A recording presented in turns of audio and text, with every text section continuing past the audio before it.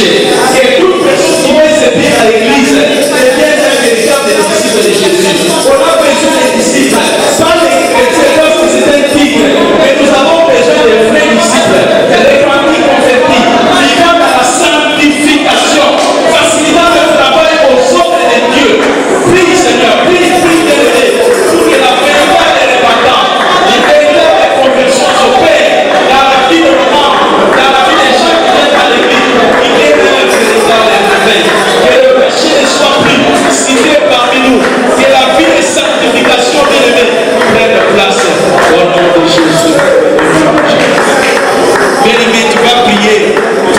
assemblée, là où tu t'es réuni. Tu vas prier pour les...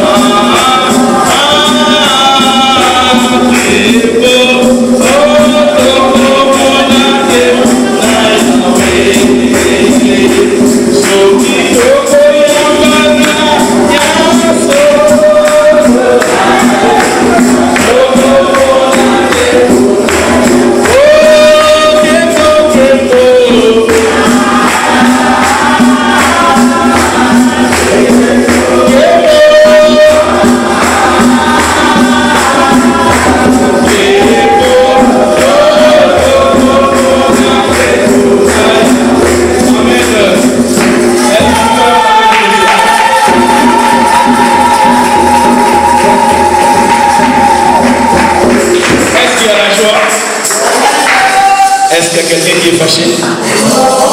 Ah, si tu es fâché, dis-le. Ah, si il y a la joie, salue ton voisin, salue ton voisin. Amen, amen. Nous pouvons nous asseoir.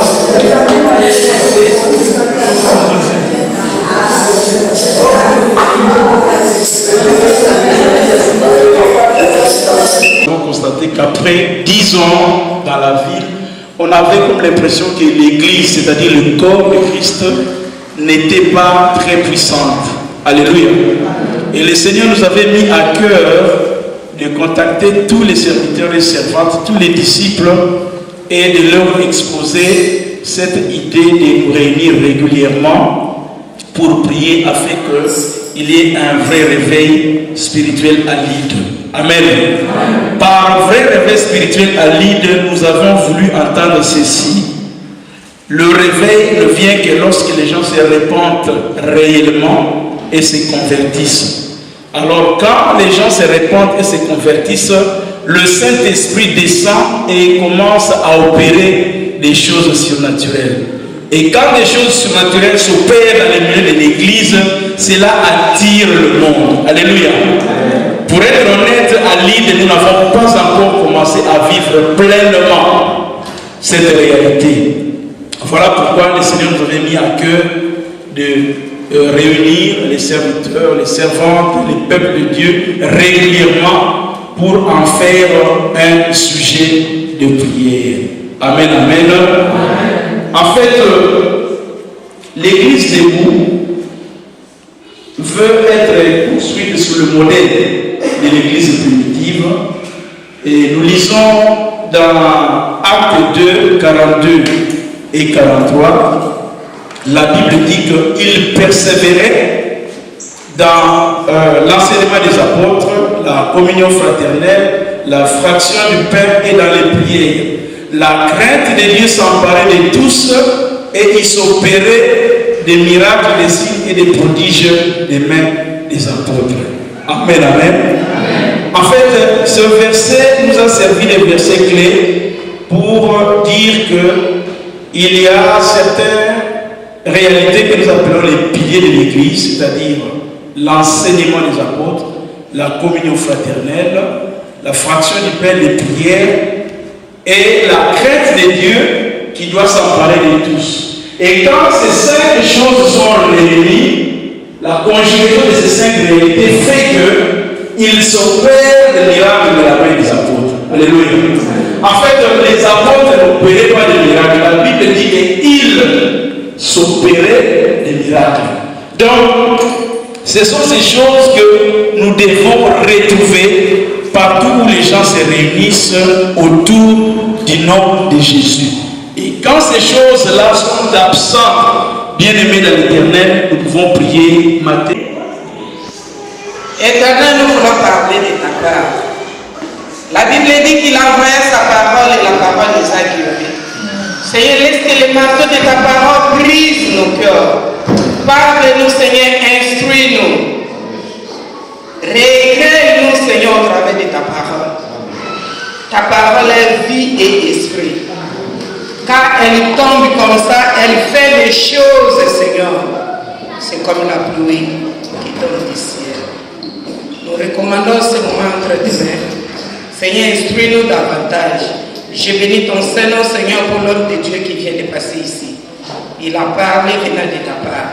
Nous recommandons tout entre tes mains au nom de Jésus. Amen. Amen.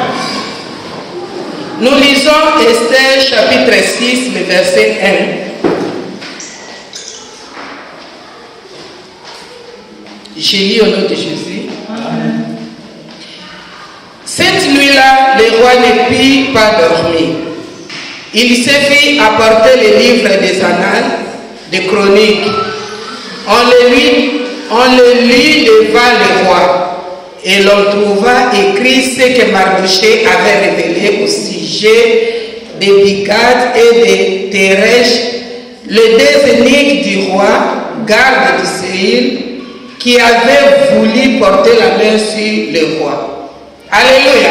Amen. La Bible dit que cette nuit-là, le roi ne put pas dormir. Pourquoi le roi ne peut pas dormir? Parce qu'il y avait une femme quelque part. Une femme a cherché Dieu. Une femme a cherché la face de Dieu. Une maman s'est décidée de se mettre en prière. C'était une femme servante de Dieu, Esther. Bien-aimée maman. Les papas sont là aussi. Dans le Seigneur, nous tous, nous sommes des mamans. Parce que notre époux, c'est Jésus. Mais j'exhorte plus les mamans. Regarde, le diable a décidé de détruire toute une famille, toute une nation. Et une femme a pris la décision. Regarde-moi, cette femme ici voulait négliger. Mardochée l'a dit ceci: Esther, si toi tu négliges, tu ne seras pas épargné. S'il s'agit de prier, s'il s'agit de gêner, de chercher la face de Dieu, comment on peut négliger? Parce que chaque fois nous disons, je n'ai pas le temps, je suis busy, je n'ai pas le temps. Il n'y a pas toujours le temps. Un homme de Dieu a dit ceci: You must make the time. Parce que le temps, il y a pris du temps. Mais il faut toujours faire tout de donner un temps pour Dieu. La femme là était reine. Elle a laissé tout ce qui le concernait. Elle dit non, à cause de mon peuple, bien aimé, à cause de l'île, tu peux passer un temps devant Dieu. Et si on nous appelle, on dit les églises debout. Les églises de l'île debout. Il faut que nous faisons tout. Sauf si tu es en voyage, ou la retraite, ou une recommandation. Je peux dire que la vie contraire du Saint-Esprit peut t'empêcher d'être ici. Mais la femme là était qu'une reine. La femme a dit non, à cause de l'île. À cause de l'île. Non, je vais aller là-bas. Il faut que les églises soient debout. Si les églises ne sont pas debout, bien aimé, tu ne seras pas épargné. S'il n'y a pas de réveil spirituel, si Dieu n'agit pas ici, il n'y aura que le mal. Le mal. Les gens du monde, ils se réunissent, ils font des bêtises. Mais les chrétiens regardent comme ça. Et si on voulait regarder comme ça, Mardochée a dit non, réveille-toi, tu ne seras pas épargné. Si nous regardons l'île comme ça, on ne sera pas épargné. Parce que nous mettons au monde, nos enfants sont en train de grandir. Si les enfants là ne trouvent pas le réveil ici, foutis, on est foutis. Nous allons nous mettre en prière, même dans nos maisons. La Bible dit ceci: priez en tout temps par l'esprit, toutes sortes de prières et de supplications. La Bible dit encore prier sans cesse. C'est-à-dire la prière, on n'a pas dit qu'il faut prier seulement 1 heure par jour ou 12 heures par jour. La Bible dit faites en tout temps. C'est-à-dire tu es là toujours en prière. Même si tu parles comme ça, ton esprit est en prière, je prêche comme ça, au-delà de moi il y a la prière. Tu es dans la salle de bain, tu es en prière. Si tu pries, il faut que nous venions ici. Il faut encourager cela. Regarde, Esther gênait, Esther priait, Esther était seule là-bas. Mais ce qui s'est passé a sauvé toute une génération. Bien aimé, soyons comme Mardochée. La Bible dit que quand Mardochée a écouté, Mardochée a déchiré ses vêtements. Elle est devenue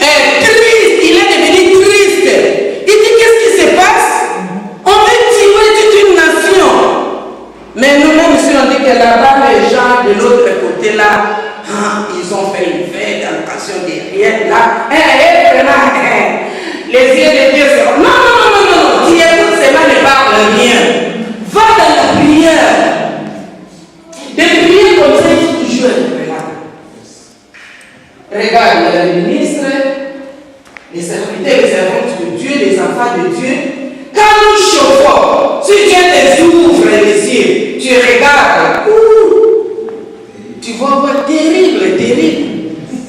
Bien aimés, soyons comme Esther.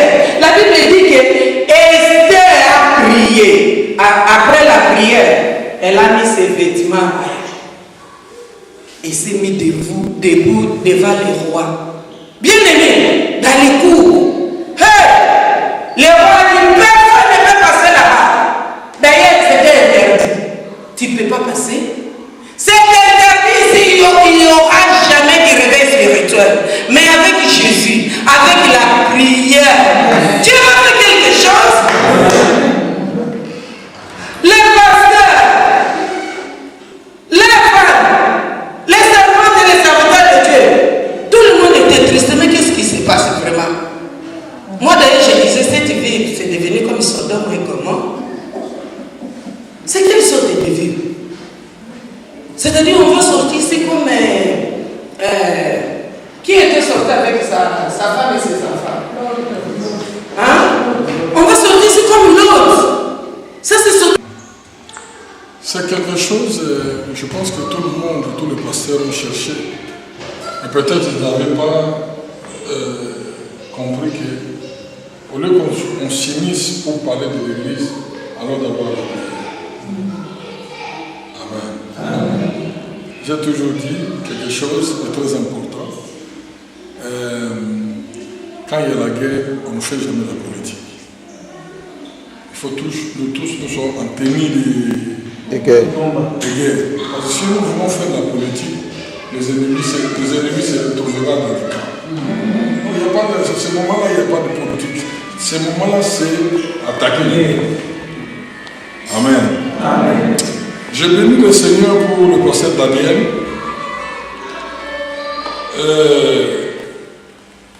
Quand j'ai vu le pasteur Daniel a commencé la vision du média, je sais que beaucoup de gens parmi nous aussi, d'autres, ont cette vision-là du média. Mais il a commencé cette vision. J'ai dit, oui, nous avons parlé de la vision. Dieu a commencé vraiment à travailler.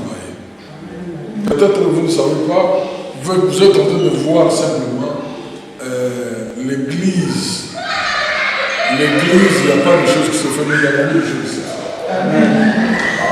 Alléluia. Amen. Aujourd'hui, je voudrais partager avec vous des choses d'une manière profonde et prophétique. Parce que vous ne pouvez jamais gagner une ville si vous ne connaissez pas d'abord cette ville. La ville, il y a des principes pour gagner une vie. J'ai constaté quelque chose, et vous aussi vous avez constaté cela. Même certains amis anglophones ont constaté cela. Vous baptisez, le pasteur Daniel a parlé des Salomon, Tobija, des Ammonites. Bon, il n'a pas épinglé quelque chose que je voulais épingler, que Tobija, ils avaient des armes puissantes. La première arme, c'était, il dit, nous allons envoyer des renards. Si ils baptisent les renards, viennent voir. Deuxième arme, ils ont dit que nous allons empêcher les gens de sacrifier. Parce que s'ils commencent à sacrifier, alors le pouvoir va descendre. Dans les sacrifices, le pouvoir va descendre. Ils avaient une stratégie. Mais j'ai aimé Néhémie parce que Néhémie a fait quelque chose. Il a oublié tout ce que ces gens-là faisaient comme stratégie. Lui aussi, il a monté une stratégie. Il a encouragé les peuples qu'il avait avec eux. Il a dit, sauvons nos femmes, sauvons nos enfants. Sauvons, c'est ce que le Nassara dit. Sauvons nos maris. Et de l'autre côté, ils avaient l'arme. De notre côté, l'épée. De l'autre côté, ils baptisaient, ils mis. De l'autre côté, le peuple au combat. Amen. Même moi, aujourd'hui, je voudrais vous donner 2 ou 3 choses importantes que le Seigneur a mis dans mon esprit. Ouvrons nos Bibles dans le livre de Zacharie. J'aime beaucoup quand le pasteur Daniel prêche. Je l'aime beaucoup parce que Le pasteur Daniel, quand il prêche, il devient une autre personne. Quand vous causez avec lui, je sais ce que je suis en train de dire. Il est aussi une autre personne. Nous allons prendre nos Bibles et nous irons dans le livre de Zacharie. Là-bas, nous allons découvrir certaines choses qui sont importantes pour notre édification.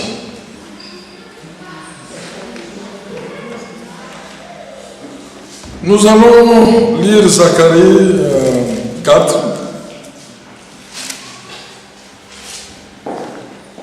Je commence dans le verset 1. L'ange qui parlait avec moi les et il me revient comme un homme qui me réveille de son sommeil. Il me dit, que vois-tu? Je répondis, je regarde, et voici qu'il y a un chandelier tout d'or, surmonté de vases de montant.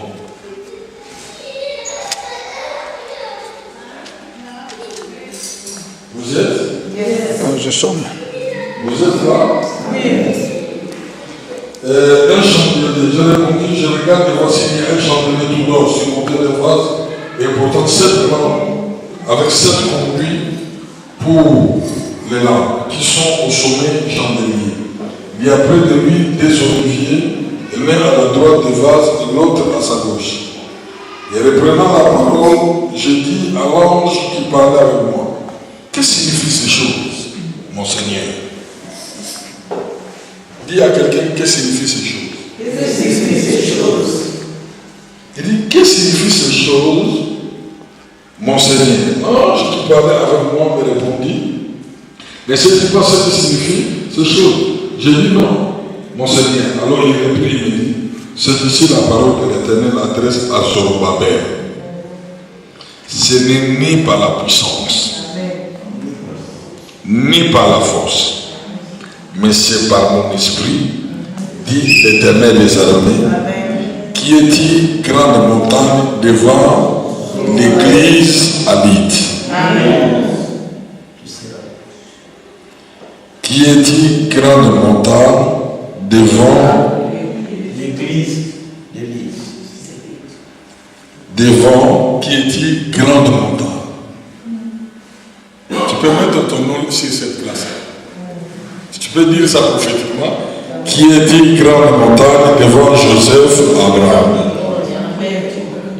Tu seras aplani. Tu seras aplani. Prophétise. Dis qui est grande montagne devant Joseph, Abraham. Tu seras aplani. Ça c'est la détermination. On ne peut jamais arriver au résultat si on n'est pas déterminé. Yes. Dieu voulait simplement donner à Zorobabel la détermination. Tu seras aplani.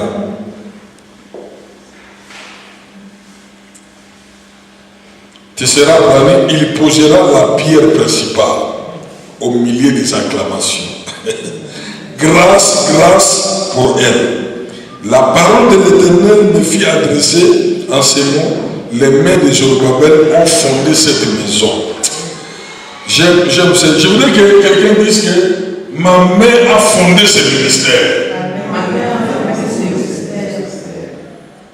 J'ai commencé et je vais l'achever. Écoutez ce que la Bible dit ici. Dieu ici est en train de dire à Zorobabel quelque chose qu'il n'avait pas compris. Qui est dit grande montagne devant Zorobabel, tu seras aplani. Verset 2. La parole de l'Éternel me fit adresser à ces mots. Les mains de Zorobabel ont fondé cette maison et ces mains l'achèveront. Et tu sauras que l'Éternel des armées m'a envoyé vers vous.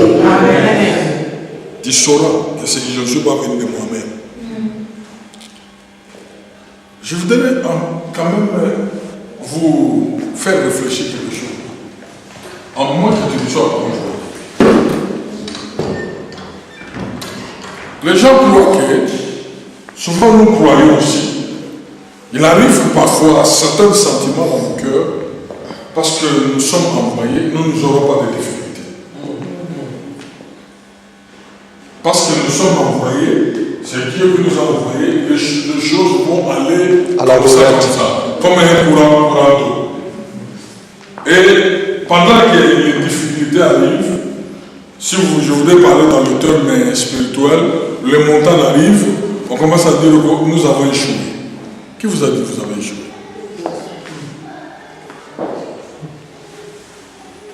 Et Dieu a vu Zorobabel était découragé. Dieu a vu que Zorobabel a oublié que le Dieu qui a commencé, lui qui commence les choses, il est l'alpha et il est aussi l'oméga. Il n'a pas compris ça. À moins, j'ai toujours dit, à moins que si tu es en train de faire quelque chose, tu n'es pas sûr que Dieu t'a envoyé. Tu as fait, parce que je connais, le pasteur Daniel a dit quelque chose de très important. Il a dit, bon,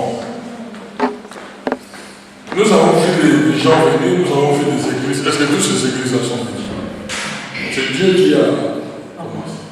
Mais si c'est Dieu qui a commencé, peu importe le combat tu peux recevoir. Amen. Je suis en train de te donner une assurance, ne te décourage pas. Amen. Dans ce combat-là, est caché quelque chose. Je te demande de prier ce jour-ci. J'ai posé Dieu une question. J'ai dit, papa, je voudrais te poser une question. Comment toi tu vas me trouver moi?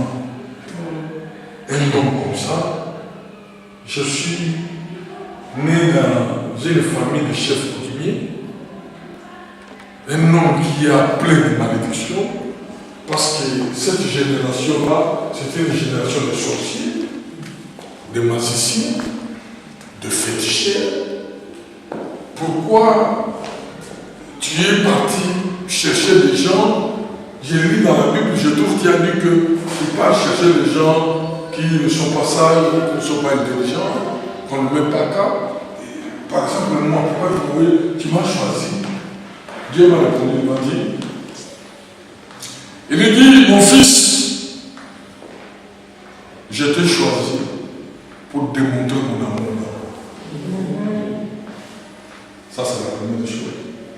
La deuxième chose, je voulais démontrer ma puissance. Pour que les gens regardent, mais c'est de lui, il n'y a pas quelque chose de bon qui arrivera. Mais c'est de toi, moi l'Éternel, je viendrai pour changer les langages des hommes. Écoutez-moi très attentivement. Tu ne peux pas arriver à un résultat si toi-même tu ne te fais pas résultat. Le premier résultat que tu dois faire, c'est la conviction de dire je t'ai appelé, j'ai commencé, je sais que je vais avancer le combat, mais j'ai réussi. Amen. Cette assurance-là te donne tout déjà un avantage. Je voudrais dire, peu importe où nous sommes prêts, moi quand je dors, quand je me réveille, quand je regarde, même quand je prêche à l'église, j'ai toujours leur dit, ça c'est une grande église. Il y a beaucoup de gens qui viennent. Pasteur Daniel, Bishop, peut-être que vous ne savez pas, l'homme de Dieu, peut-être que vous ne savez pas pourquoi on vous combat. On vous combat pour que vous en apprenez les causes. On vous combat, on dit n'importe quel, beaucoup de choses pour vous faire décourager. Mais une chose qui est vraie, si tu commences à prendre les paroles comme les vents quand ils viennent comme ça, ils ne se tombent pas. C'est toi qui passeras dans les vents vont passer comme ça. Toi tu continues les choses. La seconde chose qui va te donner l'assurance, c'est pas simplement ce que tu dis, ce n'est pas simplement ce que tu dis, tu es convaincu, mais qu'est-ce que Dieu t'a dit. Amen. Zorobabel avait écouté. Et tu réellement, quand tu dors, tu as déjà reçu une prophétie d'un prophète où Dieu lui était venu. Pourquoi Dieu est venu dire au pasteur Daniel? Dieu est venu dire au pasteur Daniel pour lui enlever les yeux sur les circonstances et afin qu'il regarde la promesse. Qu'est-ce que Dieu avait donné comme promesse? Celui qui a donné la promesse est fidèle. Peu n'importe quel temps qui passera, la promesse finira. Et je suis venu pour te dire, de donner une assurance. Dieu n'a jamais échoué. Et je suis venu pour te dire quelque chose. Nous ne faisons pas l'œuvre de nous-mêmes, nous faisons l'œuvre de l'Éternel.